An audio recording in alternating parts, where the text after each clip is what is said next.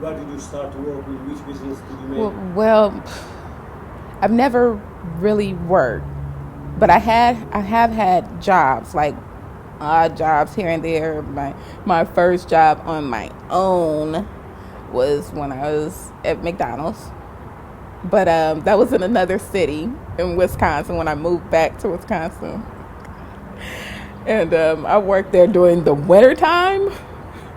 It is cold, and I don't miss the winter at all. I had to walk in snow, and it's cold. So that's what I remember the most about it. Being in the snow, catching the bus, and working for a year. I don't miss that. And then after that, I came to Memphis. I worked for a cleaning company for FedEx. I worked there for about a year. And then I got a job as the job I applied for, I ended up getting as a general assistant, administrative assistant. Worked there for like 6 months. And I left and I moved back to California. And I stayed with my friend for a few months, and that was it. Okay.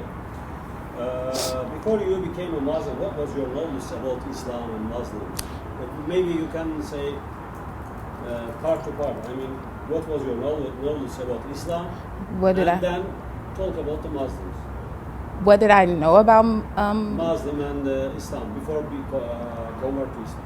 Well, before I converted, the only thing I knew about Islam was what I saw from the Nation of Islam.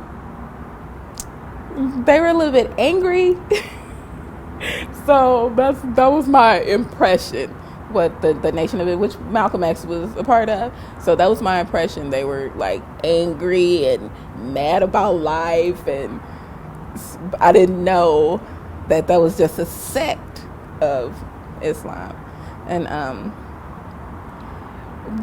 when you grow up in the Midwest, you do run into a lot of Muslims, particularly Arab Muslims. So it wasn't a good impression. not because they were, I don't know, it's just it was mostly men I came in contact with, and they just came off, can I say it? Can I say what I want? As a little bit aggressive towards women. So that was my impression of them, kind of always aggressive, like always trying to talk to me. And I was like 11 years old, so I didn't understand that, as a kid. I just knew I was afraid to like go to their stores. So that was my impression of Muslim men. Muslim women, I just thought they were quiet, couldn't talk, had no voice. That was my impression. Clothed, no voice, man dominate. That was. Then let's come to the story about how you became Muslim. Can I tell it again? Okay, how I became Muslim. Excuse me, I stopped you, and please you start from the beginning. But this how much you can make it like composition and long? Can I sum it up? Yeah. Make it long? Yeah, if it's possible.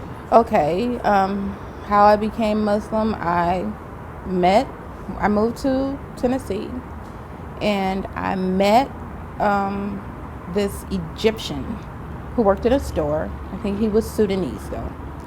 And there was a program on that was talking about Islam. I think about the war in particular. And I was saying, I don't understand, like, why someone doesn't say something about, the angry Muslims. And he made a comment like, what do you want someone to say about an angry Muslim? Like, what do you say about Christians? And I was like, but we're not blowing up stuff. That's how I felt at the time. I'm like, we're not blowing up things, and what should I say? I have nothing to say. It just seems like you're angry for nothing, and he was just like, go educate yourself. And so that's what I started to do, educate myself, get to know a little bit more about the religion. The more when you read it, and the more you kind of see it. I'm more of a visual person, to actually see the words being put to action. Like the praying is so different when you pray. You can, in Christianity, in particular Southern Baptist, you're not supposed to ask God for what you want. You're not supposed to pray for yourself. You're supposed to pray for others, and good health. That's about it. But you can't ask him for something tangible. You can't ask him for that. It's just not a no-no. But here you feel like, at least I felt like I was closer to God. Every time I pray, that's how I feel. I feel closer to him, and it's just a humbling experience to get on your knees. And to do that 5 times a day is just humbling to me. It's just a very wonderful experience. And I can't really put it into words, but I just feel closer to him. I feel like a personal relationship with him, with Allah. And what's the other question? That's all? Okay. Okay, I took the Shahada last year on my birthday during Ramadan, which is one of the biggest reasons why I became Muslim. It was a big influence on me. My father stopped speaking to me for a month. He felt like I was spitting on his mother's grave. So, my sisters, they were just wondering, because they were just wondering if it was just something I was doing again, like if it was something new and interesting that I just wanted to do, and they thought it would pass, like it was a fad. That I don't know if it wasn't real. I just thought it was something I wanted to do for now, and maybe I'll get over it.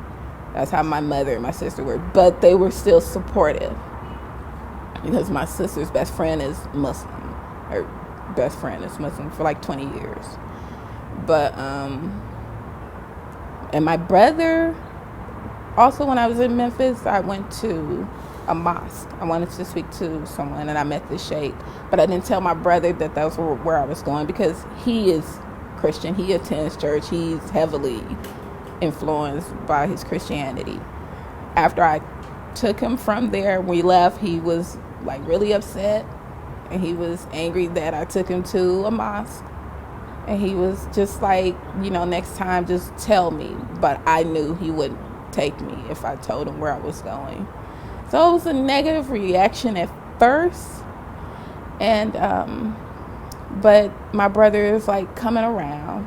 My father was speaking, but he thinks I don't know. He thinks like I'm being brainwashed. Sometimes he thinks that, but he knows I'm an independent thinker. He knows that about me, and I try to remind him that that we're like really, really close. And so anything I do that's outside of his box, he's like, why are you doing that?